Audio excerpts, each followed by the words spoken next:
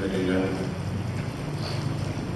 نحمده ونستعينه ونستغفره ونعوذ بالله من شرور أنفسنا وسيئات أعمالنا من يهده الله فلا مضل له ومن يضلل فلا هادي له أشهد أن لا إله إلا الله وحده لا شريك له وأشهد أن محمدا عبده ورسوله لا نبي بعده وبعد فإن أصدق الحديث كتاب الله وخير الهدي هدي محمد صلى الله عليه وسلم وشر الأمور محدثاتها وكل محدثة بدعة وكل بدعة ضلالة وكل ضلالة في النار.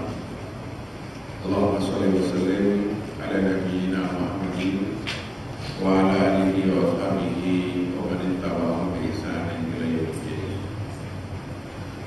Jamaah salat Isya azakumullah. Salah satu yang membatalkan keimanan, membatalkan keislaman seseorang adalah sihir.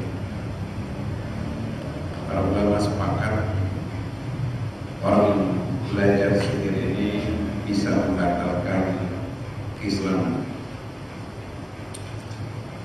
Sihir sudah masuk bahasa Indonesia, jadi nggak perlu didefinisikan lagi. Orang yang belajar sihir itu ada dua kategori. Kategori pertama, dia fasik, berbuat dosa yang sangat besar, karena dengan sihir itu dia bersekutu dengan syaitan. Termasuk sihir seperti ini adalah tenaga dalam. Semua perguruan tenaga dalam menggunakan jasa sihir. Tanpa dia sadari, dia menggunakan jasa sihir. Maka walaupun dia tidak sampai titik di mana keluar dari Islam, namun dia telah berbuat dosa yang sangat besar. Kadang orang yang menggunakan tenaga dalam, dia tidak sadar kalau tenaga yang dia olah itu bagian daripada kekuatan syaitan.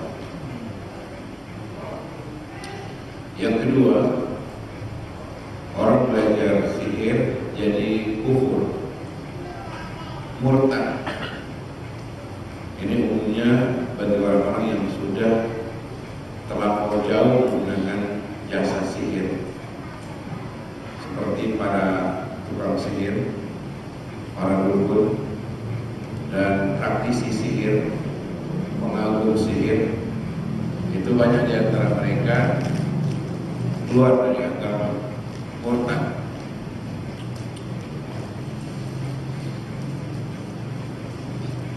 Sihir ini termasuk hal yang gaib. Makanya yang bicara sihir itu di luar logika. Tapi sihir itu nyata. Kaum muslimin sepakat adanya sihir. Dan sihir termasuk adalah tipu daya syaitan. Dalam Islam dibahas oleh para ulama bahwa sesuatu yang luar biasa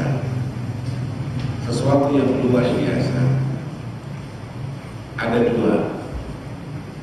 Pertama dari Allah, yang kedua dari syaitan.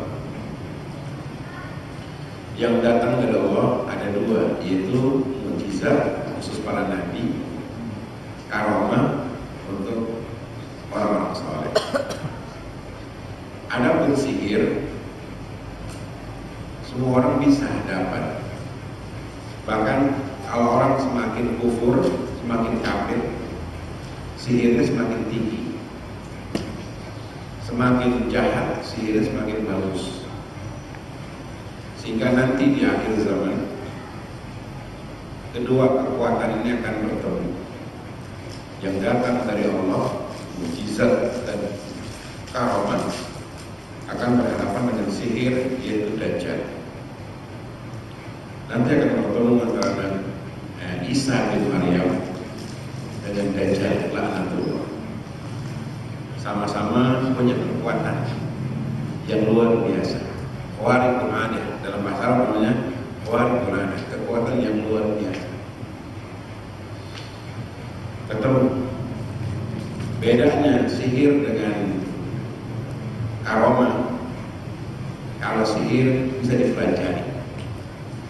Sesuatu yang dipelajari itu sihir. Karomah tidak bisa dipelajari. Karomah Allah berikan insidental, spontanitas bagi orang-orang yang Allah kehendaki. Gak ada pelajaran karomah, gak ada. Jadi kalau ada perguruan silat, perguruan tenaga dalam al-karomah, ini sihir.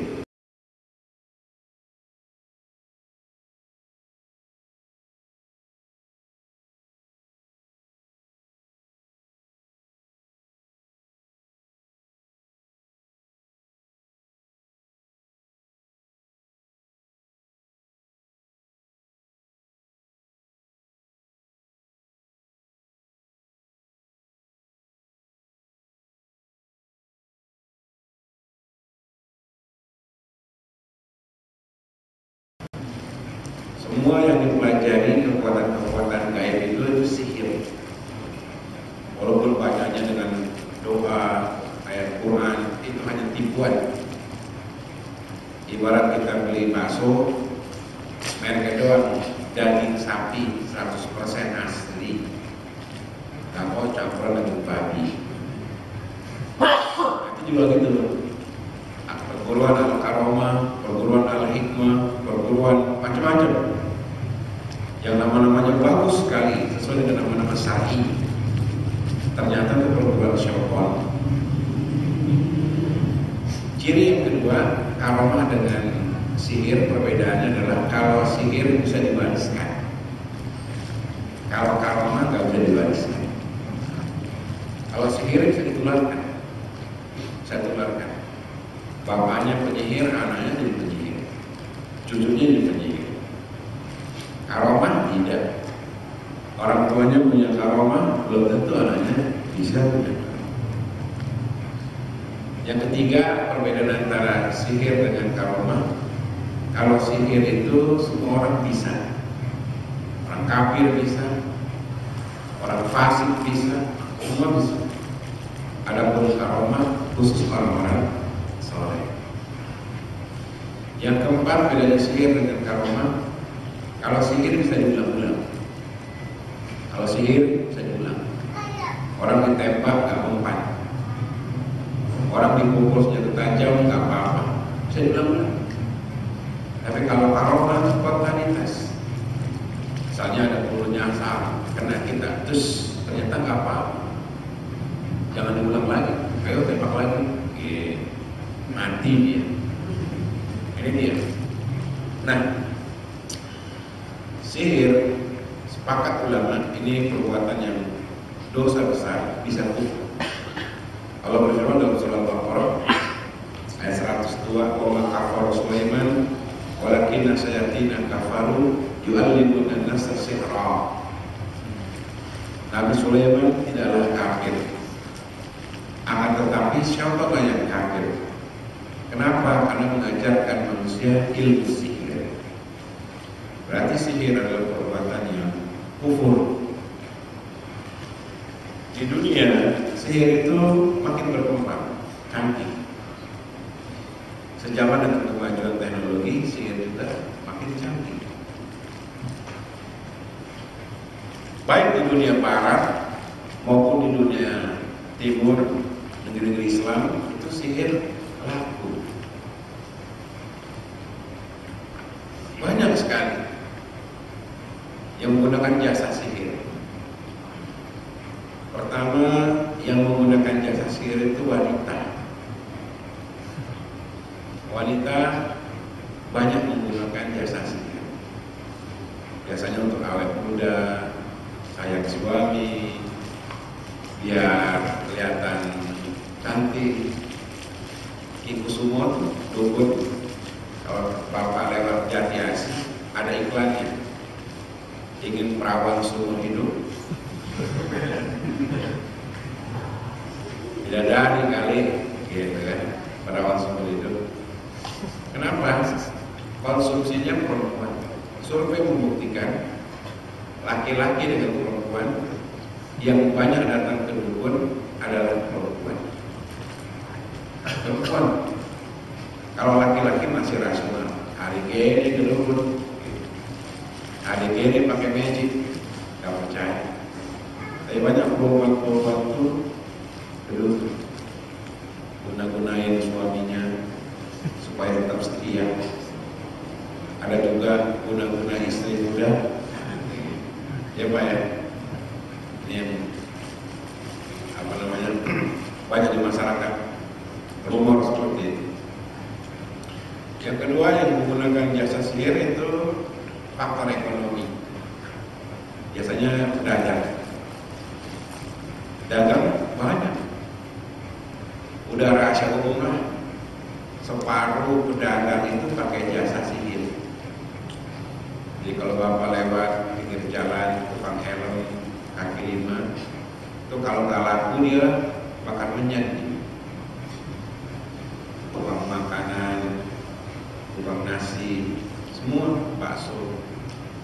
Kadang nasi uduk baru diangkat, udah basi. Banyak restoran-restoran itu separuh, menurut mereka sendiri cerita sama saya, separuh menggunakan jasa sihir. Ada yang menarik pelanggan, ada kalian untuk penangkal. Jadi kalau Bapak masuk rumah makan, itu di pintunya ada yang digantung raja-raja, sehingga orang kalau makan itu enak banget. Itu dibungkus kok kayak enak ya. Nah, kalau makan di situ ada pengaruh sihir, makan di situ lahap. Makanya ada rumah makan ramai luar biasa. Begitu bawa pulang, makanya kalau mau tahu masakan enak enggak tuh bawa pulang. Ya. Bawa pulang, apalagi kalau bawa kusin buat ustaz, lebih enak lagi. Ya kan, panitia nih, jangan bawa pulang dengar.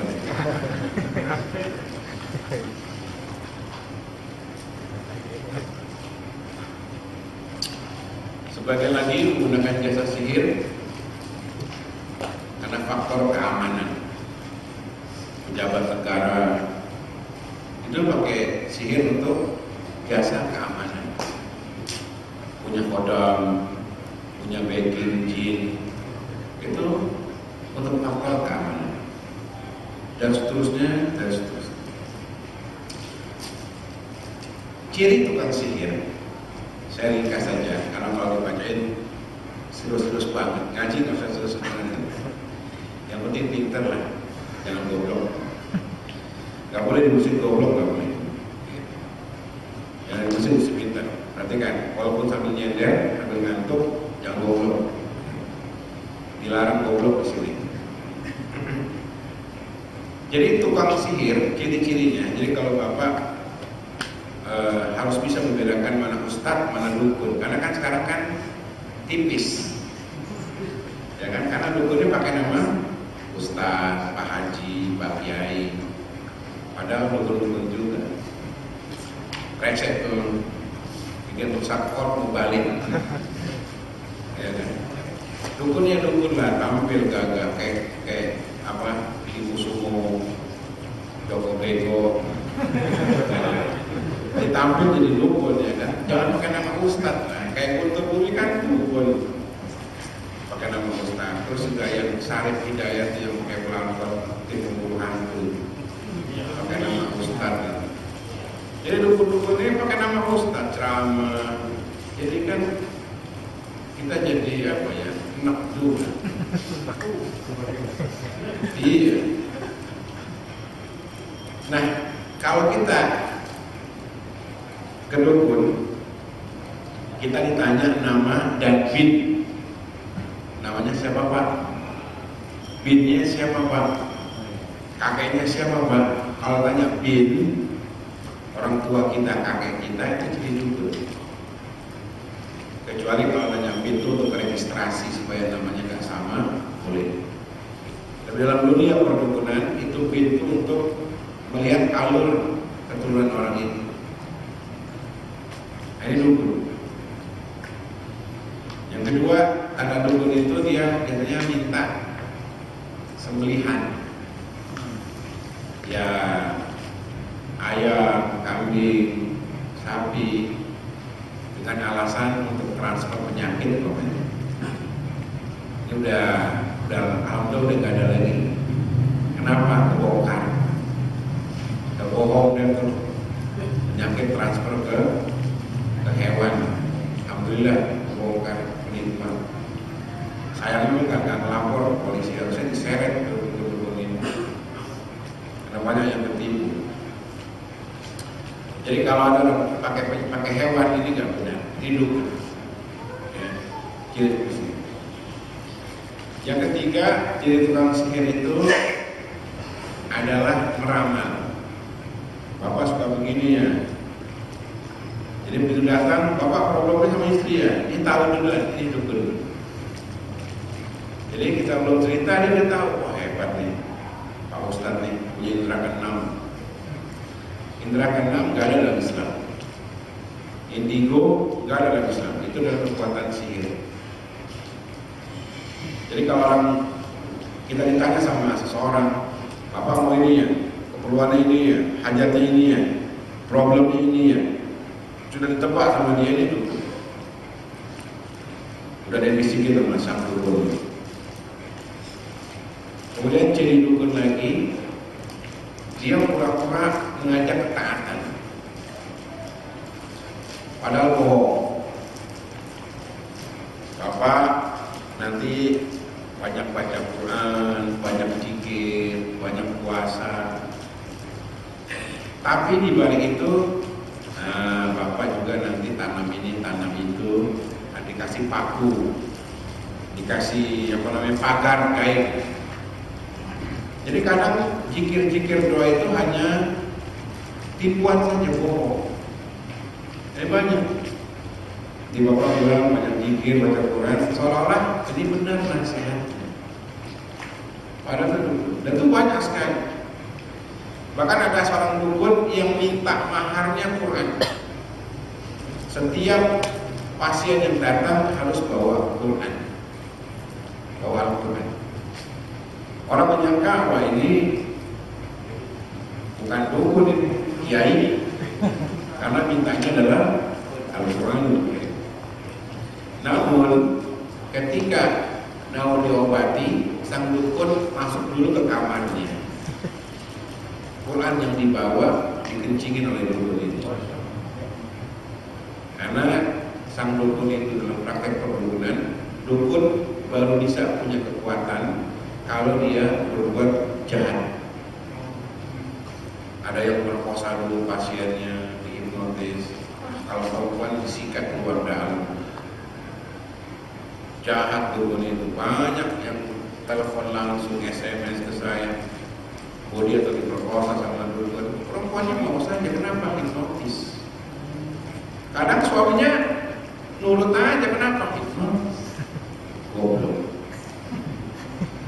Pokoknya kedukun itu luar biasa jahat. Jadi Islam memerintahkan penggal kepala dukun itu memang benar jahat. Sekarang kan dukun kan nggak kena pasal berapa perdukunan, nggak ada. Kalau HP nggak mengatur perdukunan. Coba lapor polisi, Pak saya kena santet. Kata polisi, saya juga kena santet. Banyak polisi kena santet. Belum lama jadi reserse, kepala reserse dari Semarang kena santet. Sebulan tuh di Mediros udah kelompok-kelompok. Alhamdulillah pada Allah ketolong juga. Gak ada pasalnya dulu. Jadi nyantet orang tuh bebas di negeri ini. Jahat. Banyak yang mati. Saya lihat langsung itu pengaruh sihir. Wow, sedih. Kasihan. Nangis semua anak-anaknya. sejahat itu. Makanya wajar kalau hukum dukun itu pancung ya, pancung. Nah, jadi ini ciri dukun. Di antara ciri dukun lagi, dia sering mengadakan ritual yang aneh. Pasien nggak boleh kena matahari di tempat-tempat yang lembab, karena tempat yang lembab itu tempatnya syaitan.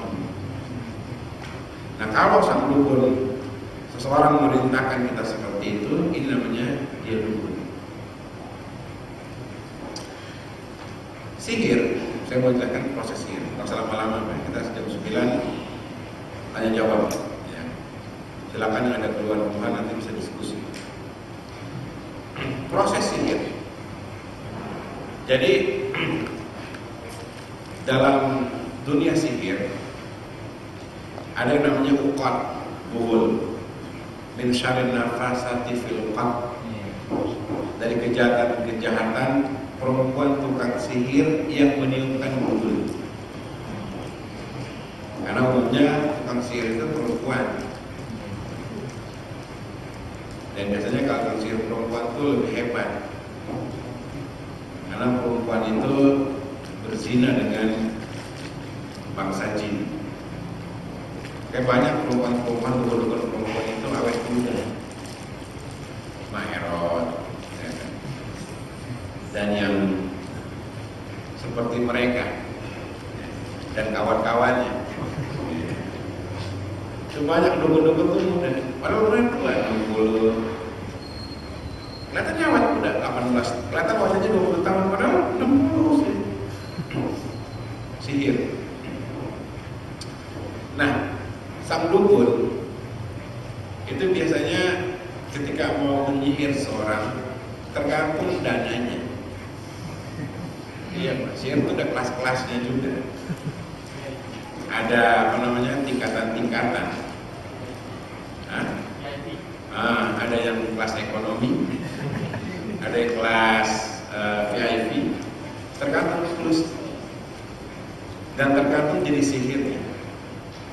Karena orang mau disihir macam-macam. Ada yang sihir mati, bikin mati, mahal ini. Sihir bikin mati. Jadi sebulan mati, walaupun kematian di tangan Allah. Sama kayak pembunuhan. Ada pembunuh bayaran, walaupun tetap kematian di tangan Allah, tapi pembunuh bayaran tetap ada. Ada dukun di program matikan, nih mati nih, direktur, kepala kantor, banyak pejabat-pejabat mati mendadak, persaingan luar biasa. Di pasar pedagang-pedagang sakit sebulan mati banyak, mati sakit, dorong sana dorong sini rumah sakit. Ini di MMC ya, banyak kasus juga mati, apalagi RCM.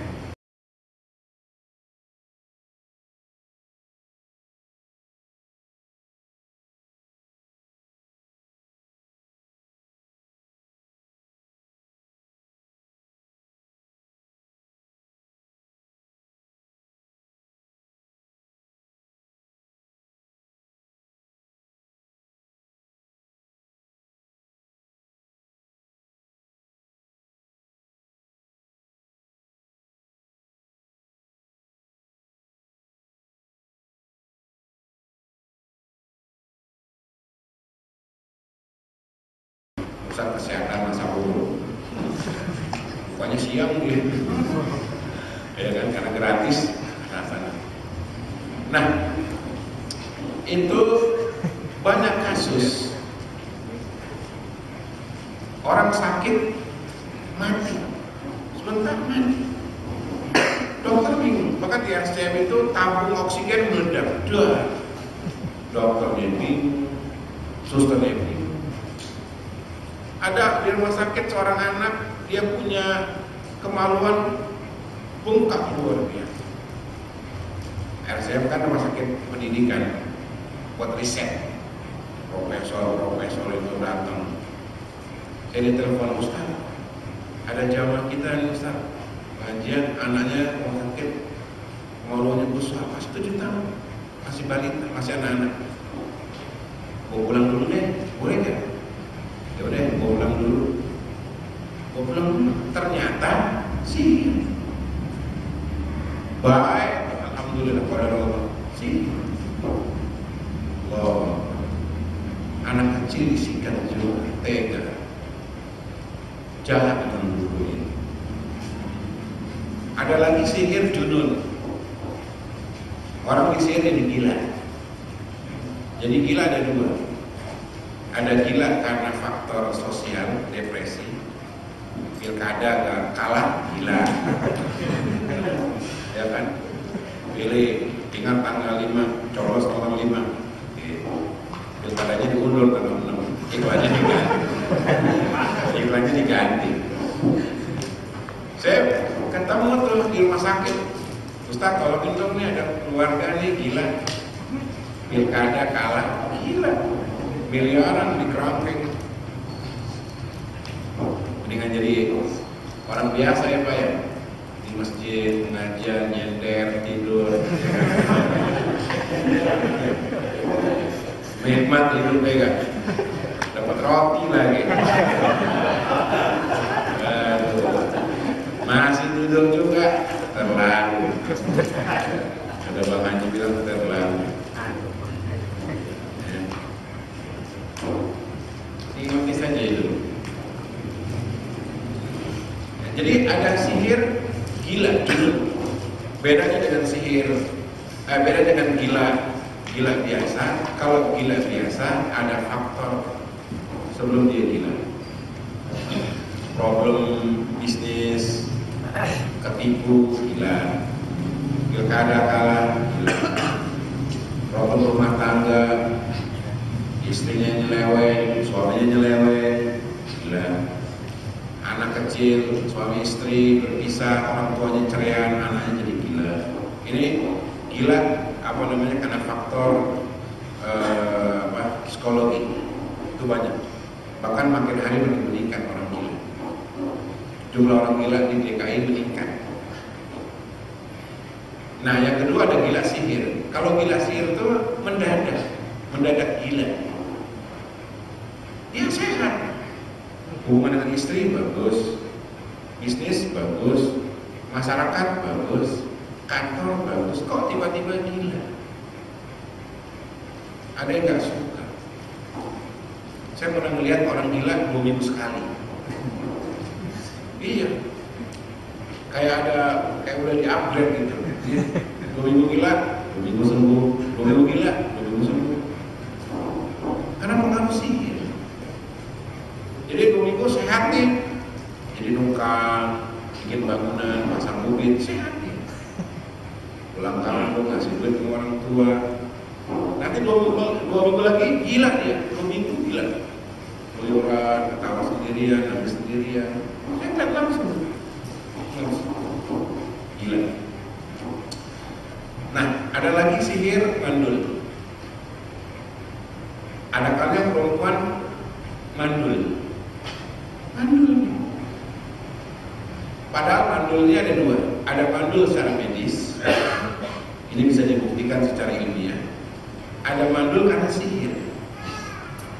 Sehingga orang sudah sekian lama nikah tak punya anak.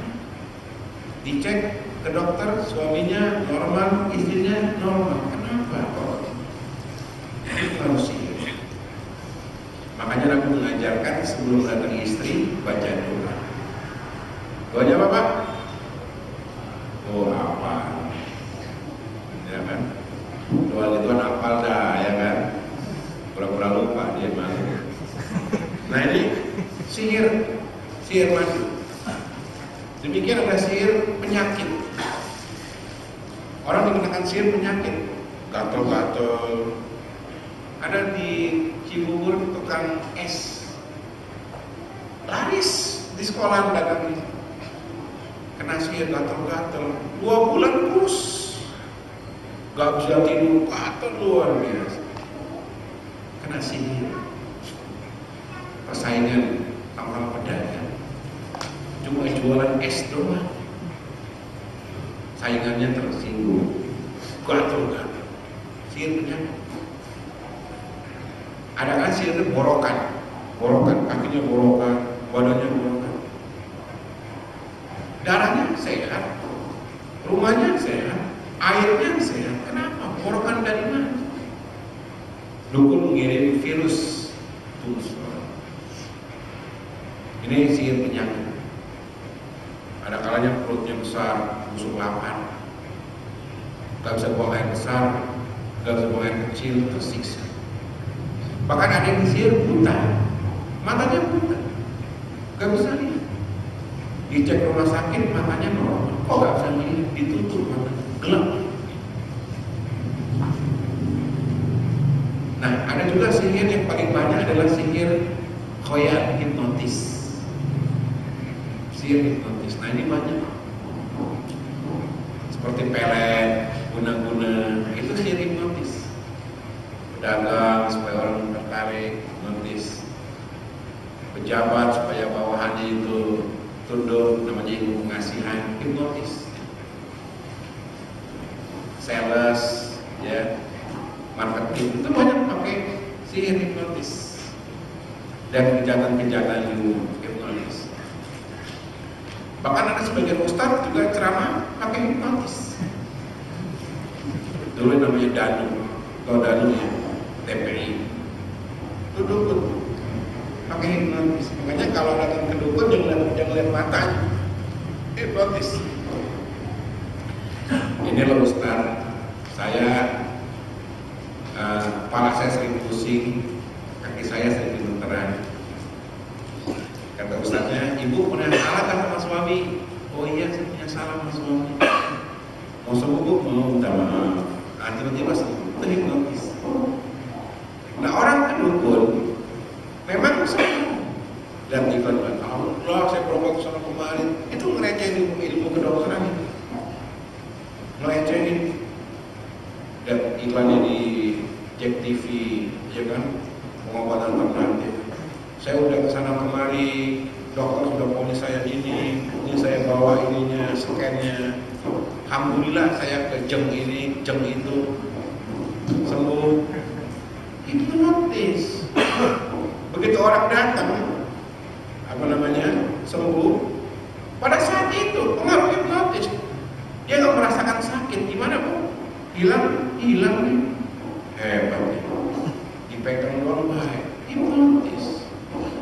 Nanti pengaruh hipnotisnya hilang, sudah 3 hari hilang, ngejoprak lagi, telepon lagi, Pak Ustadz, jam, ya kan, Pak Roman jam namanya, Nyai, kok saya sakit lagi, transfer dulu 3 juta, nanti saya akan kirim semua, nggak usah datang, file udah ada, saya transfer ya, pakai email. Transfer pakai bluetooth nih. Makanya ngaji-ngaji nih, walaupun tidur, dia bluetoothnya hidup. Yang ngaji-ngaji itu kadang-kadang gitu, walaupun dia tidur, bluetoothnya hidup. Maksud tuh itu. Nah itu sihir khayal, banyak orang dihipnotis, banyak dihipnotis. Makanya orang kedukun itu permintaan dukun diikutin. Dukun minta syarat ini, minta uang sekian, minta mahar sekian, diikutin. Kaya dukun-dukun itu. Emang ustadz marah, rumah ngontrak, ya kan? Kayak Vespa. Dukun nggak ada pakai Vespa, nggak pakai hammer. Dia seperti Kusumo pakai hammer. Dan Joko Beko berlian miliar bercincinnya dulu, rumahnya pakai lift 4 lantai. Joko Beko tuh pakai lift. Kita sih nggak ngere, nggak. Nah itu sihir. Prosesnya, perhatikan. Saya udah di awal saya bilang sihir itu kadang mahal, kadang murah, tergantung jenis sihir yang kita kirim. Ini saya mau sihir nih, tangga saya nih. Apa sihirnya? Supaya kalau ngaji ngantuk.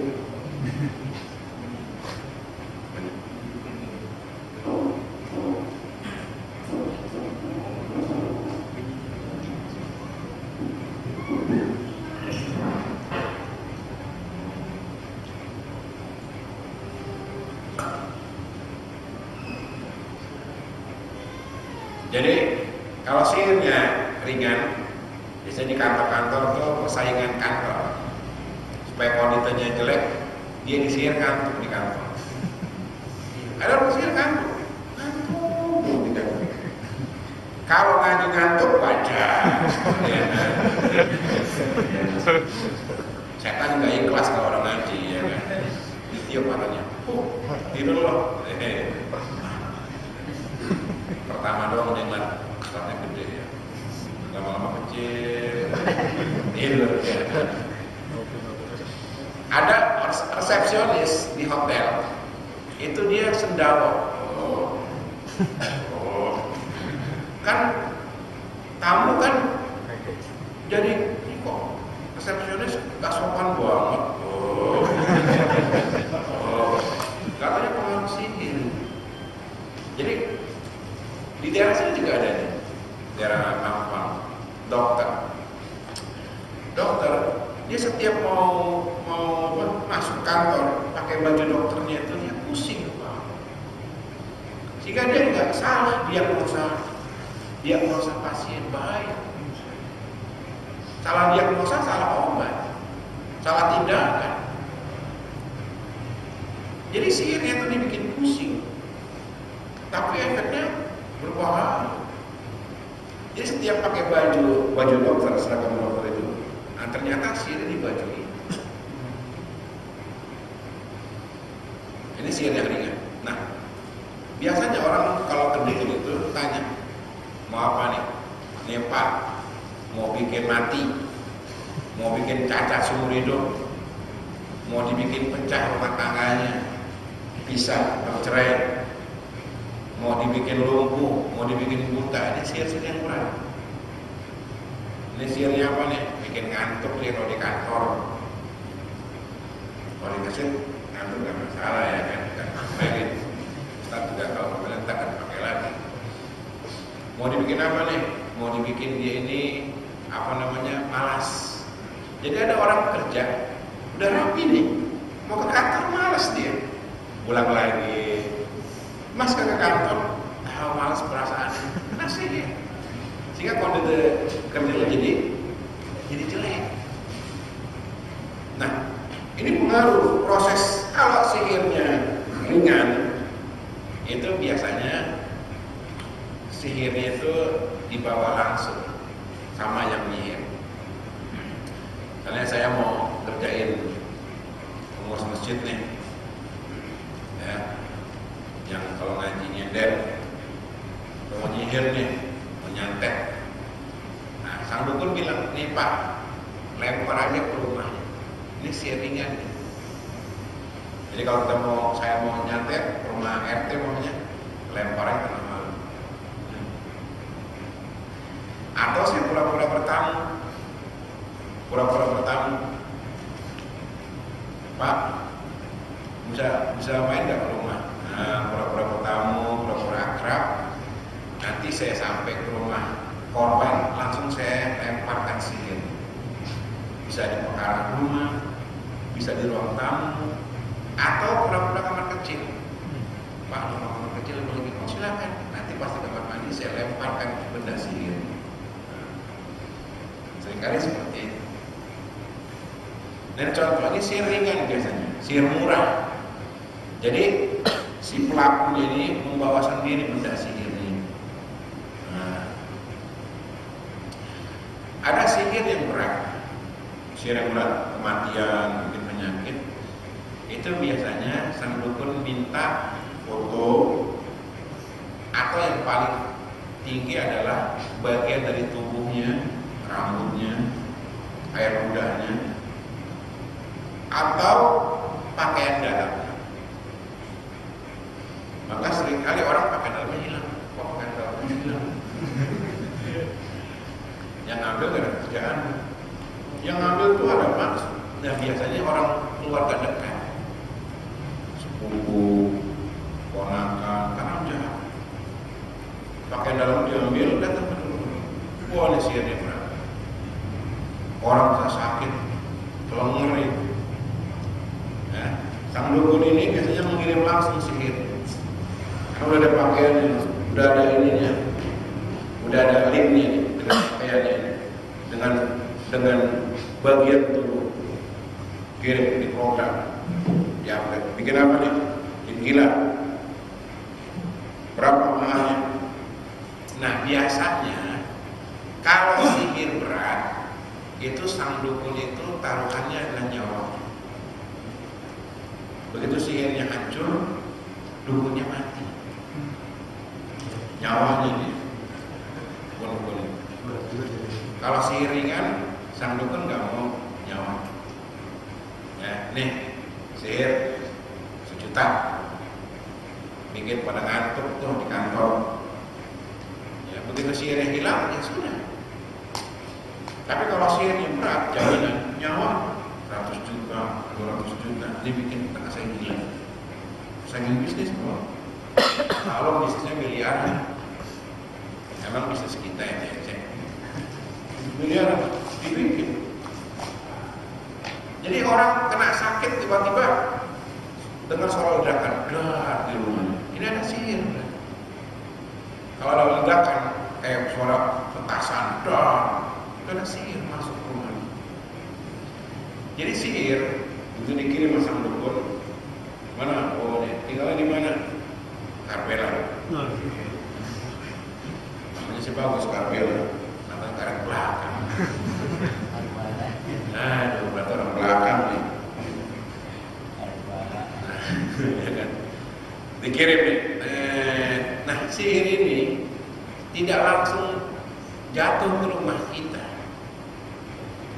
Dia nunggu. Kita lagi ngapain? Oh, lagi ngaji nih.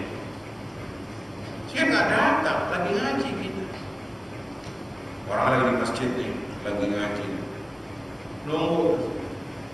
Orangnya lagi ibadah, zikir.